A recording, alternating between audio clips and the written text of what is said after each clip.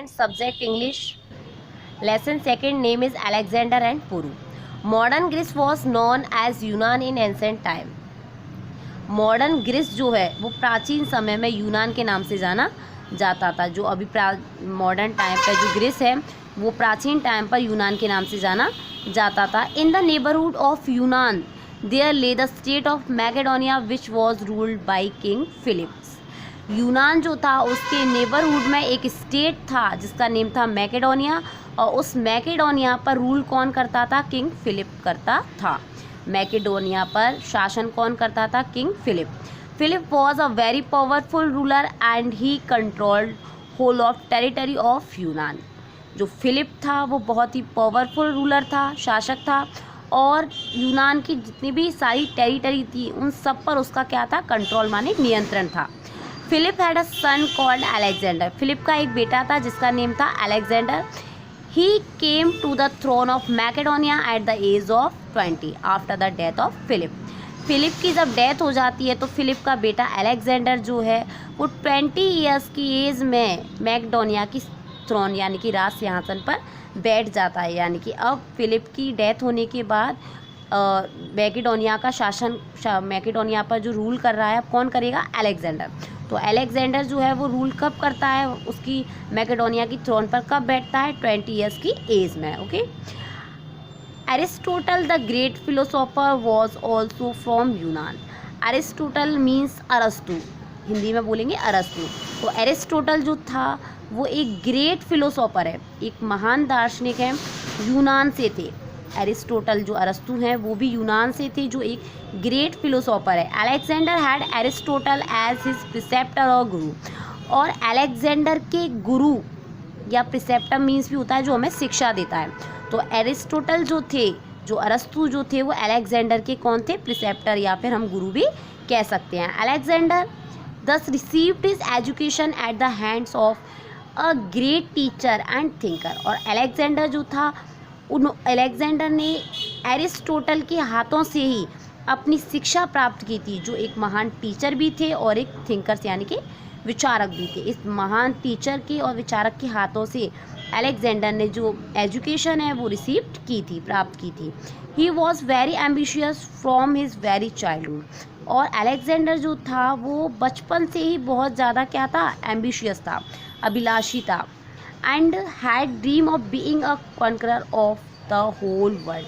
और उसका एक सपना था कि वो होल वर्ल्ड पर क्या कर ले? अपनी जीत हासिल कर ले.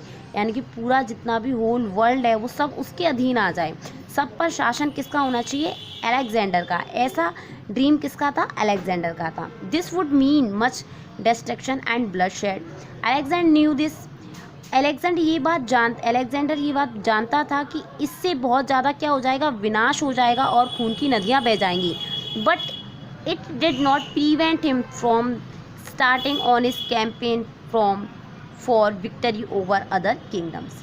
लेकिन इस बात ने उसे नहीं रोका उसके कैंपेन यानी कि उसके अभियान को शुरू करने से. किसके अभियान को? उसके जीत के लिए, यानी कि दूसरे किंगडम पर जब वो जीत हासिल करे.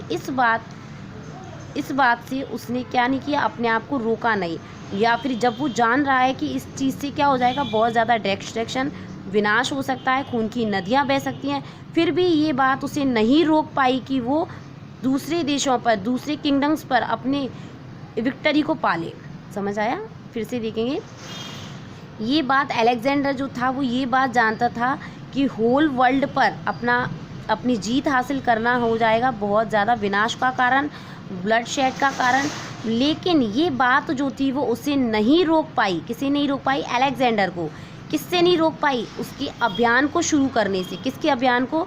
जीत के लिए, जो वो दूसरे राज्यों पर करने के लिए जारी कर रहा था. यानी कि अलेक्जेंडर जो था वो दूसरे किंगडम्स को जीतने के लिए जो वो अपना अभियान चला रहा था.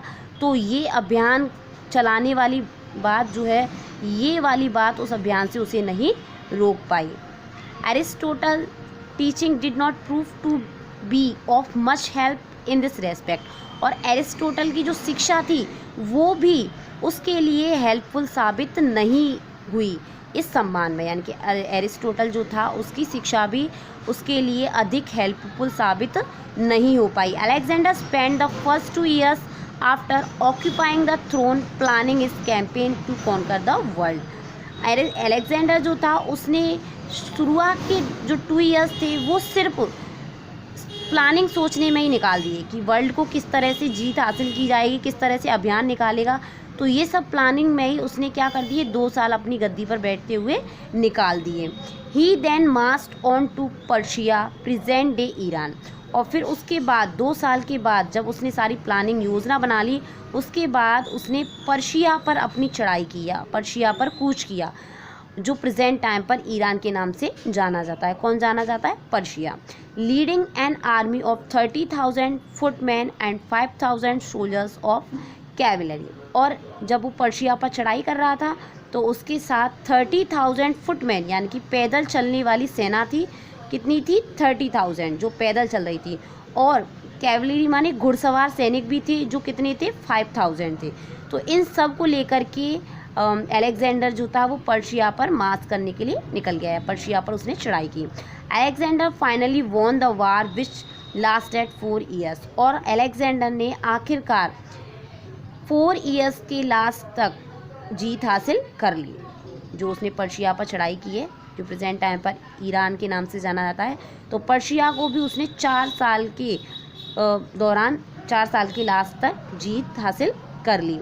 ही नेक्स्ट कॉन्कर्ड अफगानिस्तान। और उसके बाद उसने अफगानिस्तान को भी जीत लिया, यानी कि फर्स्ट उसने पर्शिया को भी जीत लिया, अब इसके बाद उसने अफगानिस्तान पर भी अपनी जीत हासिल कर ली।